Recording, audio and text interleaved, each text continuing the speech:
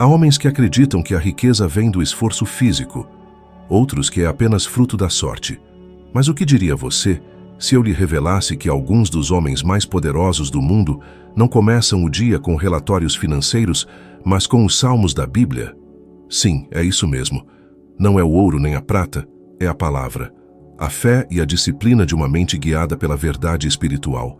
E quem ignora isso, cedo ou tarde, acaba pagando um preço caro. Logo pela manhã eu repito, com voz baixa ou apenas no silêncio do pensamento, as palavras do Salmo 23. Não como uma fórmula mágica, mas como uma dieta para a mente, um alimento que altera imediatamente a direção dos meus pensamentos. O Senhor é o meu pastor, nada me faltará. Quando pronuncio isso, obrigo-me a parar a tremedeira habitual que a ansiedade econômica provoca, a imaginação que inventa catástrofes, as noites em claro imaginando faturas, a vergonha de competir com vizinhos mais afortunados. Quantas pessoas não começam o dia já perdidas num inventário de carências? Eu conheci muitos assim. Ao invés de me afogar nessas listas, escolho ancorar a mente numa certeza que não depende de balanços ou promessas alheias. Cada frase do Salmo funciona como um ajuste prático da mente. Ele me faz repousar em pastos verdejantes.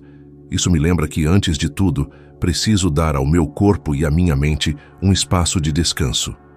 A maioria crê que descanso é luxo. Eu digo que é capital. Vai trabalhar exausto e verá seus julgamentos falharem. Conduz-me junto às águas tranquilas. Quando enfrento uma decisão comercial, paro e procuro aquela calma interior, não para fugir da ação, mas para escolher a ação certa. Refrigera a minha alma. Quando o medo aperta, eu respiro fundo, volto ao Salmo e permito que a razão substitua o rumor dos piores pensamentos. Pergunto-lhe, quantas vezes o seu maior inimigo não foi uma possibilidade imaginada e não um fato real? Quantas vezes você evitou uma conversa importante por medo da resposta?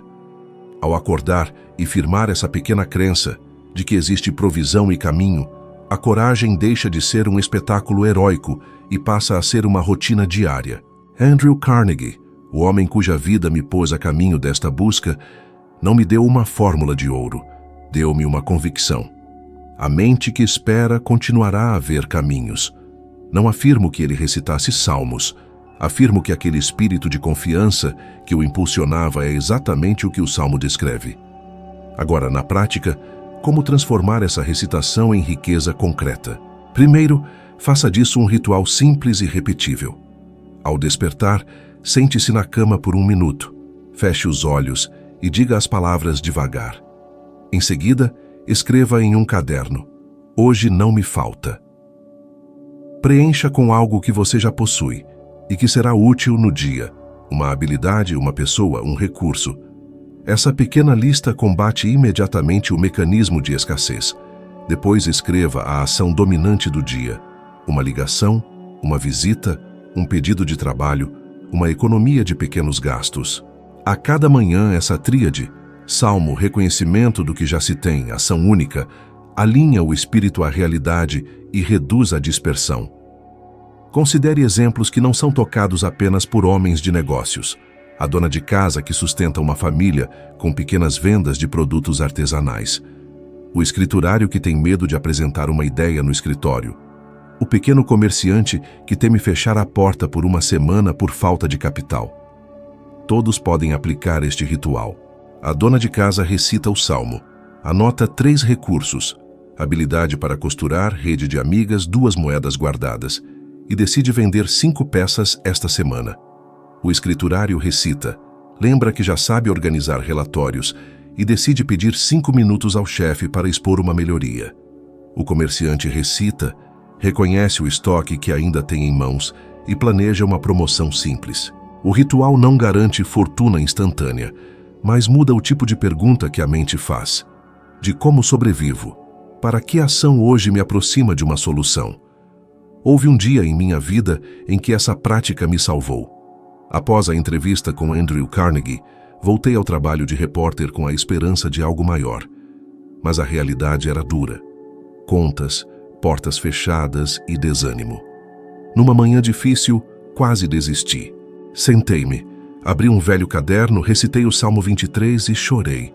Não de fraqueza, mas de alívio. A calma que veio clareou minha mente. Escrevi pequenos passos, uma carta a um editor, uma proposta de artigos, uma visita a um contato. E as portas começaram a se abrir. Alguns dizem, isso é religião, não negócios. Eu respondo, se a fé não muda decisões, é enfeite. Quando a mente se aquieta, o raciocínio melhora. Quando o medo perde força, a ação substitui a paralisia. Não é superstição, é disciplina mental. E não tema a hipocrisia. Comece com pequenas verdades. Reconheça a falta, depois declare o que fará. O salmo, se repetido sem pensar, não serve. Mas, se usado para treinar a mente a confiar e agir, torna-se capital psicológico. Quero propor-lhe um desafio prático. Por 21 dias, ao nascer do dia, recite o Salmo 23 com atenção. Escreva 3 recursos concretos que você já possui e determine uma única ação diária que mova seu objetivo principal. Marque num caderno os resultados, uma ligação efetuada, uma venda, uma economia. Ao fim das 3 semanas, revise quais portas se abriram, quais hábitos mudaram. Você ficará surpreso com a redução da ansiedade e com a clareza nas decisões. Por fim, permita-me uma quebra de padrão simples para emergir da rotina mental. Ao recitar, interrompa e imagine-se daqui a 1 ano tendo executado aquela ação diária. Como se sentirá ao olhar para trás? Visualize os rostos que serão tocados por seu êxito. Essa breve imagem, colocada entre a recitação e a ação, faz o salmo abandonar o campo das palavras e tornar-se projeto. A maioria das pessoas vive esperando condições perfeitas. Eu aprendi, pela experiência com homens de negócios, por minhas provações e pela lição que recebi de quem conheci, que a manhã em que você escolhe confiar é a manhã em que a mudança começa. Então repita, por favor, apenas uma vez agora em pensamento: o Senhor é o meu pastor, nada me faltará. Depois levante-se e faça uma coisa concreta hoje. O Senhor é a minha luz e a minha salvação. A quem temerei? Essas palavras quebram as correntes invisíveis do medo, inimigo mais cruel que qualquer crise, pois paralisa antes da luta começar. Muitos fracassam não por falta de talento, mas porque desistem antes de tentar. Quantas vezes você já recuou sem sequer pedir? Propor ou iniciar algo por medo de um não que talvez nunca viesse? Thomas Edison não teria dado ao mundo a lâmpada se tivesse cedido à zombaria. Não foi só genialidade, mas a coragem de prosseguir apesar dos fracassos. Eu mesmo já fui refém do medo. Lembro-me de uma palestra para empresários em Nova York. Coração acelerado, mãos suando, vontade de recusar. Antes de subir ao palco, repeti: a quem temerei? Respirei fundo, falei e entendi que coragem não é a ausência de medo, mas a decisão de não deixá-lo governar. As pessoas costumam acreditar que a coragem é uma virtude reservada aos heróis de guerra ou aos homens de negócios mais ousados. Mas a verdade é que ela se manifesta em situações comuns. Está na mãe que decide enfrentar a incerteza para garantir o sustento dos filhos, mesmo sem saber como pagará o próximo aluguel. Está no jovem que ousa pedir uma vaga de trabalho, mesmo com a voz trêmula. Está no comerciante que insiste em reabrir sua loja após uma falência. Quantos não sucumbem porque, diante da possibilidade de um fracasso, preferem não arriscar nada? E ao não arriscar nada, acabam perdendo tudo? É preciso entender que o medo cria fantasmas muito maiores do que a realidade.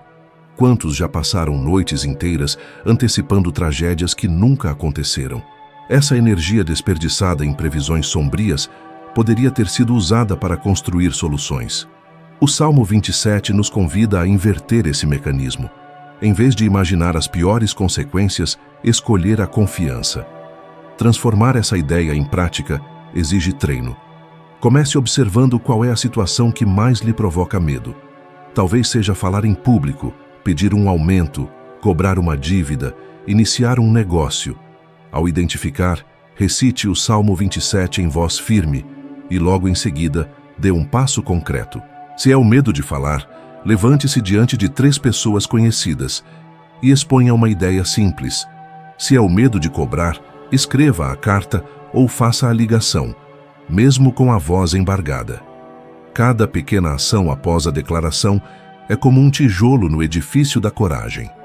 Houve também uma ocasião em que visitei uma fábrica de um industrial que começava a perder tudo. O homem estava tão paralisado que evitava tomar qualquer decisão, temendo piorar a situação. Sentamos juntos, recitamos esse salmo, e eu o desafiei a escolher um único passo que pudesse ser feito naquele dia. Ele decidiu reunir seus empregados, expor a situação e pedir sugestões. Para sua surpresa, os próprios trabalhadores trouxeram ideias de economia e novas formas de produção.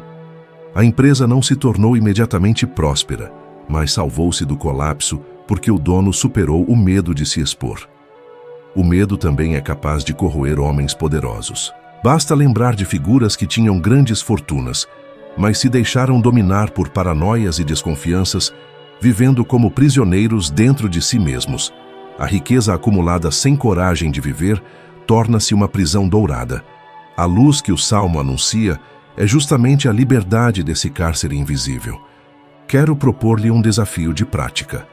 Por 30 dias, sempre que o medo surgir, repita o versículo em voz alta. O Senhor é a minha luz e a minha salvação. A quem temerei? E imediatamente execute uma ação mínima contra esse medo. Não espere a confiança perfeita. A confiança se constrói no movimento. Ao final dos 30 dias, você perceberá que o que antes parecia um gigante se tornou apenas uma sombra dissipável. A coragem não é um presente concedido a poucos. É uma disciplina que qualquer pessoa pode cultivar. Cada vez que você enfrenta o medo, conquista uma vitória interior que ninguém poderá lhe tirar. E quando essa vitória se acumula, transforma-se em resultados externos. Novos negócios, relacionamentos mais fortes, ideias concretizadas. O Salmo 27 é mais do que um cântico religioso. É um chamado diário para que a mente se recuse a viver acorrentada ao medo. E quem aprender a viver sem essas correntes, descobre que a vida, afinal, oferece muito mais do que parecia possível. Bem-aventurado o homem que não anda segundo o conselho dos ímpios, nem se detém no caminho dos pecadores, nem se assenta na roda dos escarnecedores. Antes, tem o seu prazer na lei do Senhor, e na sua lei medita de dia e de noite. Essas palavras sempre me soaram como uma advertência sutil, mas poderosa. Cuidado com as vozes que você permite ocupar sua mente. Não são apenas as más companhias que corrompem, mas os conselhos frágeis, os julgamentos apressados e a insistência daqueles que nunca ousaram nada em querer determinar os limites dos que ousam. Quantos projetos brilhantes morreram porque seus criadores deram ouvidos às pessoas erradas? Quantos talentos foram enterrados sob frases como "isso não vai dar certo", "isso não é para você", ou "se fosse possível, já teria sido feito"? Esse salmo não é apenas uma promessa de bênção, é um manual de sabedoria prática. Ele mostra que a verdadeira prosperidade não nasce da aprovação da maioria, mas da escolha consciente de onde se busca orientação. Veja o exemplo de Henry Ford. Quando anunciou a ideia de produzir automóveis em série, de torná-los acessíveis a pessoas comuns, riram dele. Carruagens sem cavalos não terão mercado, diziam alguns. Outros o chamaram de sonhador imprudente. Se Ford tivesse se sentado à roda dos escarnecedores, teria desistido na primeira gargalhada. Mas ele escolheu outro caminho. Ignorou os zombadores e fixou a mente no prazer que encontrava em sua visão. E o resultado foi uma revolução que mudou a vida de milhões. Recordo-me de uma época em que eu mesmo quase sucumbi a esse erro. Eu estava trabalhando num manuscrito que reunia os princípios de sucesso que havia aprendido com homens como Carnegie. Amigos, colegas e até familiares riam. Diziam: quem vai querer ler sobre pensamentos e crenças? As pessoas só querem dinheiro real, não ideias. Por alguns instantes, considerei desistir, mas voltei ao Salmo 1 e compreendi. Se eu seguisse o conselho dos ímpios, que na prática eram apenas pessoas acomodadas à mediocridade, eu estaria condenando não apenas meu trabalho, mas também aqueles que poderiam ser transformados por ele. Segui adiante. Anos depois, milhares de leitores testemunharam que aquelas ideias mudaram destinos. É curioso perceber como esse padrão se repete em qualquer ambiente. O jovem aprendiz que mostra interesse em empreender logo é desencorajado. Primeiro arrume um emprego fixo, depois pense nisso. O trabalhador que tenta inovar no seu ofício é advertido pelos colegas. Não complique, faça como sempre fizemos. A dona de casa que sonha em abrir um pequeno negócio é ridicularizada por parentes. Isso não é coisa para a mulher. E ao dar ouvidos, muitos desistem. Não é o fracasso que os derrota, mas o peso da opinião alheia. Há quem siga o conselho dos ímpios, buscando atalhos e lucros fáceis. Vi homens talentosos perderem fortuna e honra por trocar princípios por promessas vazias. O Salmo adverte: medite na lei do Senhor, não nas astúcias do mundo. No dia a dia, pergunte-se: os conselhos que sigo vêm de quem construiu algo digno? Ou de críticos frustrados? Por uma semana, anote cada conselho pessimista e, ao lado, escreva um princípio contrário das Escrituras ou de experiências positivas. Ao fim, verá que a maioria era apenas medo disfarçado de prudência. Fiz isso certa vez: 3 conselhos a abandonar, 3 princípios a meditar. Saí mais leve, mais claro. O segredo não é só evitar o negativo, mas substituí-lo pelo positivo. Assim como o Salmo diz, seremos como árvore junto às águas, firmes e frutíferos, sustentados mesmo em tempos de seca. O autoconhecimento é como um farol que ilumina cada escolha, cada reação e cada direção que você decide seguir na vida. Quando você mergulha no processo de se conhecer profundamente, descobre que muitas das limitações que acreditava ter não passam de barreiras mentais construídas por experiências passadas, por crenças herdadas ou por comparações injustas com os outros. É nesse mergulho interno que você encontra respostas para as perguntas que sempre pareciam não ter solução. Por que age de determinada forma? Por que se sabota em certos momentos? Ou por que sente um vazio mesmo quando conquista algo que tanto desejava? O autoconhecimento revela a raiz de cada comportamento e, ao mesmo tempo, oferece a liberdade de escolher um caminho diferente, mais alinhado com a sua essência. Essa jornada de olhar para dentro pode ser desafiadora, porque muitas vezes significa encarar verdades que você tentou esconder por anos. Mas é justamente esse confronto que liberta. Quando você entende suas fragilidades, descobre também sua força oculta, porque só quem reconhece as próprias sombras é capaz de transformá-las em luz. Imagine, por exemplo, alguém que sempre acreditou não ser capaz de liderar ou inspirar outras pessoas. Ao investigar de onde vem essa crença, pode perceber que nasceu de um único episódio na infância, em que sua voz foi silenciada ou sua ideia foi desvalorizada. Ao trazer isso à consciência, essa pessoa se dá conta de que não é a sua capacidade que falta, mas sim a coragem de se libertar de uma memória que não define quem ela é hoje. O autoconhecimento também fortalece a tomada de decisão, porque quanto mais você se entende, mais claro fica o que realmente faz sentido para a sua vida. Você deixa de escolher caminhos apenas para agradar os outros, para se encaixar em expectativas externas ou para seguir padrões que não têm nada a ver com você. Ao contrário, cada decisão passa a ser um reflexo da sua verdade interna, do que ressoa com seus valores e objetivos. É como se cada escolha se tornasse um tijolo firme na construção de uma vida autêntica e significativa. Além disso, conhecer-se profundamente gera uma confiança inabalável. Não se trata de arrogância, mas de uma certeza silenciosa de que você é capaz de lidar com os desafios que surgirem, porque já conhece suas forças e sabe como transformar suas vulnerabilidades em aprendizado. Essa confiança cria um efeito dominó, melhora seus relacionamentos, fortalece sua disciplina, expande sua visão de futuro e até aumenta sua resiliência diante das crises inevitáveis da vida.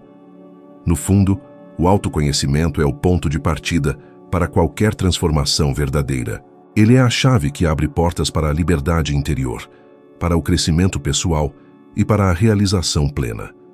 Sem ele, você corre o risco de viver uma vida inteira no piloto automático, sendo guiado por expectativas alheias e perdendo a chance de descobrir o imenso potencial que já existe dentro de você.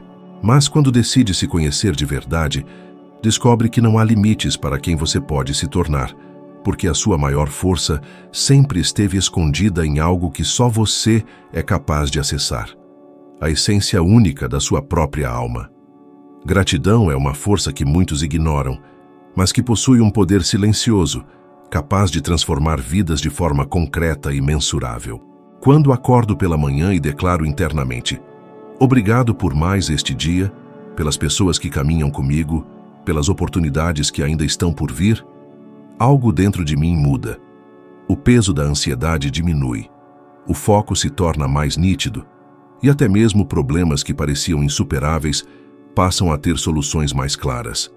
A mente humana tende a se concentrar no que falta, nas perdas, nas frustrações acumuladas. É quase um reflexo automático.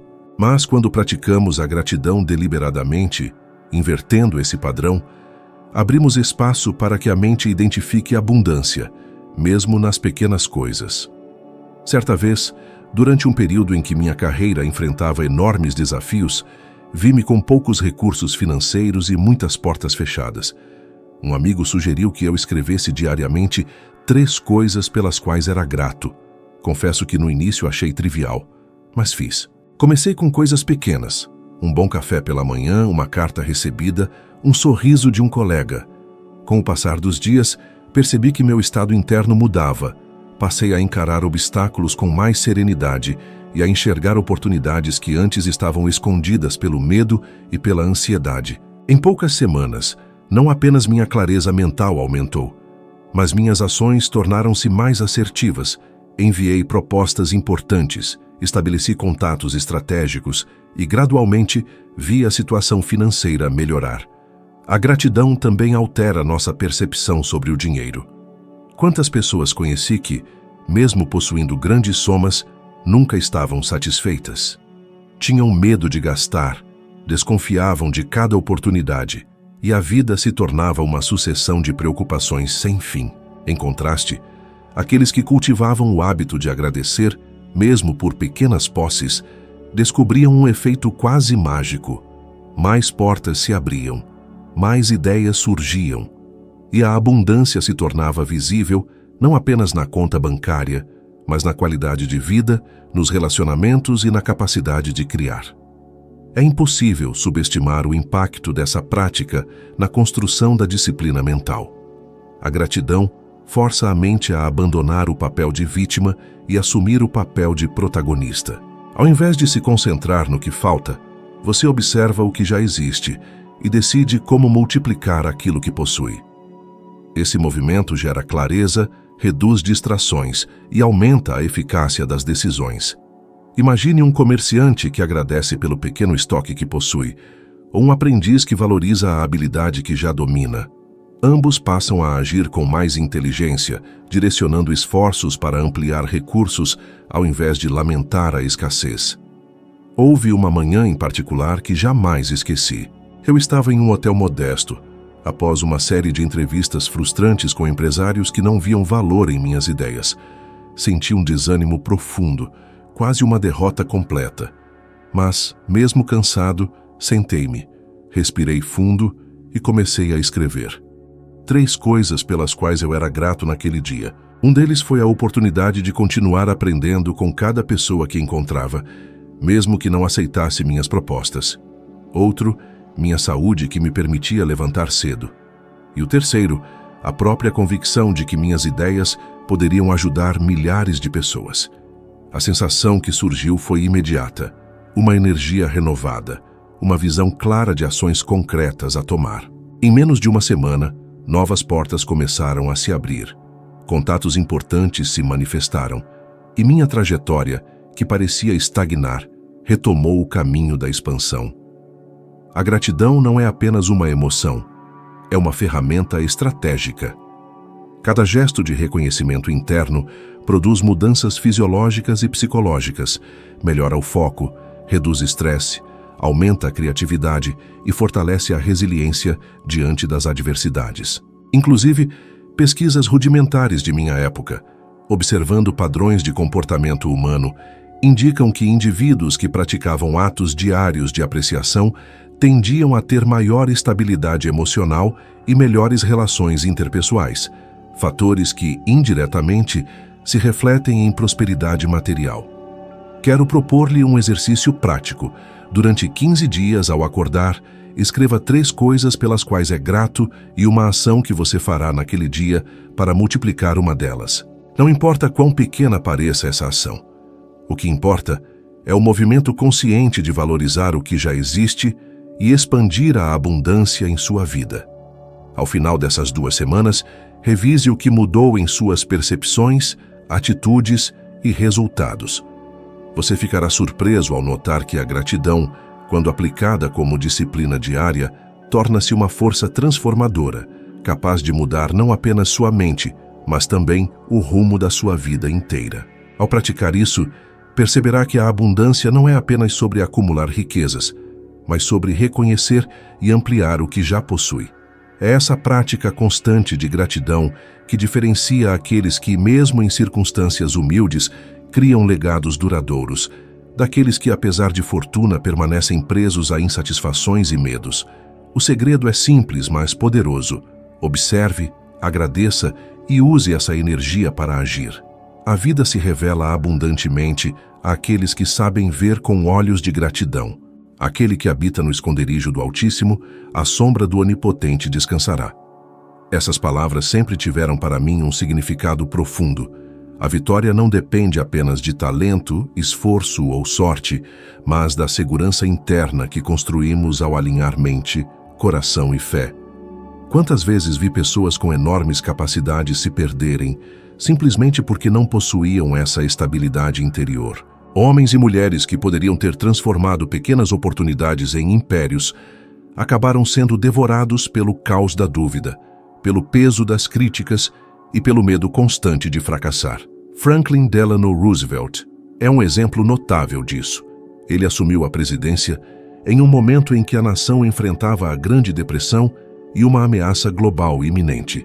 Muitos esperavam que sucumbisse diante da pressão, mas sua fé inabalável e sua disciplina mental foram as sombras protetoras que lhe permitiram tomar decisões difíceis, manter a confiança do povo e conduzir os Estados Unidos à recuperação econômica e à guerra. Não foi apenas sua inteligência ou carisma, mas a capacidade de habitar mentalmente em um lugar de segurança, confiança e visão clara que fez toda a diferença. Também vivi momentos em que essa prática de habitar no esconderijo do Altíssimo se tornou meu refúgio mais poderoso. Durante anos de trabalho em jornalismo e pesquisa, após as entrevistas com os homens mais influentes do país, enfrentei a desilusão de encontrar portas fechadas, editoras reticentes e colegas céticos.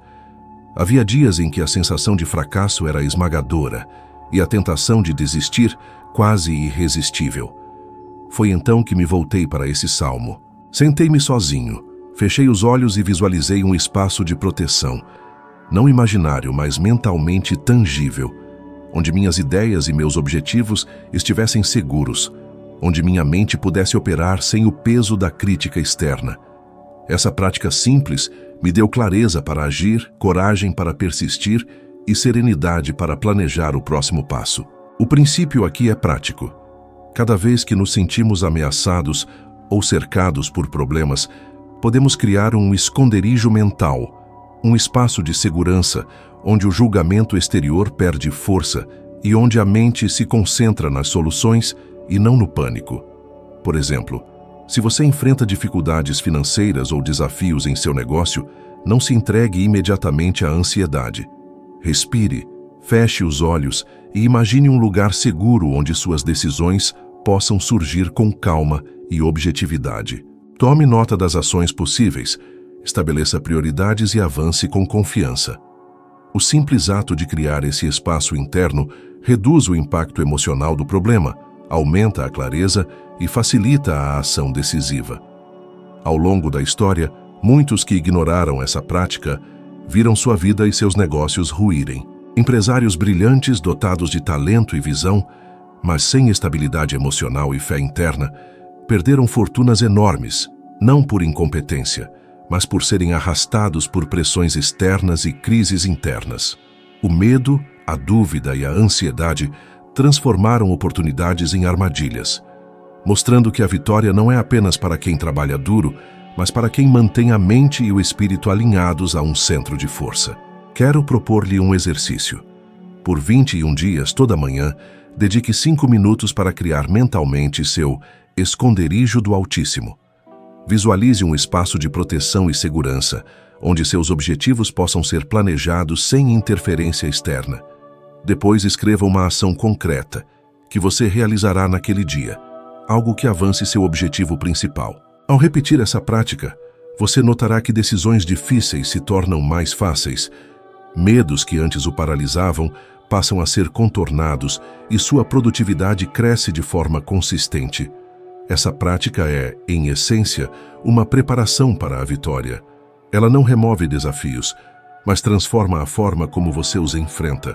Quem habita nesse esconderijo, mesmo diante de tempestades e adversidades, descobre que a vitória é inevitável, porque não depende do acaso, mas de uma mente disciplinada, de um espírito protegido e de uma ação constante. A vida, portanto, deixa de ser um terreno imprevisível e passa a ser um campo onde você, consciente e confiante, planta sementes de sucesso que inevitavelmente florescerão.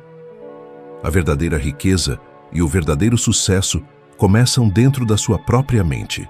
A forma como você pensa, como enfrenta o medo, como escolhe suas companhias, como se conhece, como pratica a gratidão e como cria seu espaço de segurança interior, tudo isso determina não apenas o que você conquistará, mas quem você se tornará ao longo do caminho.